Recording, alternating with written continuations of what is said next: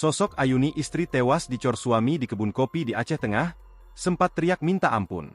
Ayuni, sosok mayat wanita yang ditemukan dicor di kebun kopi di Kampung Uning Tritit, Kecamatan Bukit, Kabupaten Bener Meriah, Kamis, 30 Januari 2025.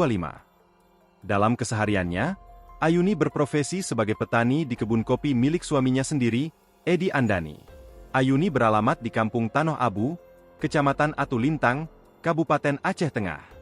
Nahas, Ayuni diduga menjadi korban pembunuhan oleh suaminya sendiri di kebun kopinya. Mayat Ayuni ditemukan di dalam sebuah drum dan dicor di kebun kopi milik suaminya.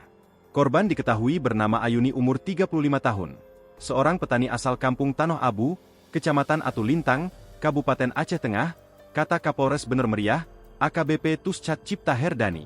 Hasbullah, saksi mata yang kebunnya berbatasan dengan kebun milik Edi Andani, mengatakan jika ia sempat mendengar cekcok antara keduanya dan mendengar teriakan, "Ampun ampun," dari korban Ayuni. Saat itu, Ayuni teriak meminta ampun sehari sebelum ditemukan tewas dicor. Pada Rabu, 29 Januari 2025, sekira pukul 10 waktu Indonesia Barat. Namun, saat itu Hasbullah tidak menggubris suara tersebut dan pulang ke rumah. Pada Kamis, 30 Januari 2025, pukul 8 WIB, Hasbullah menghubungi Irwandi, salah satu warga setempat, untuk memastikan kecurigaannya.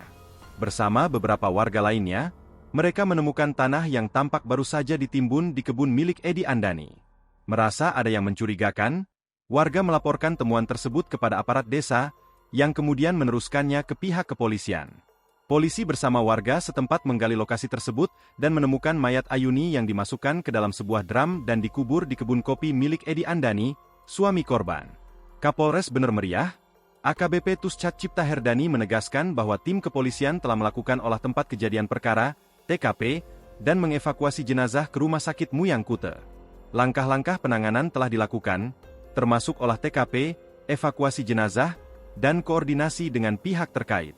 Pihak kepolisian sedang menyelidiki lebih lanjut guna mengungkap motif dan pelaku di balik kejadian ini. Download Tribun X sekarang, menghadirkan lokal menjadi Indonesia.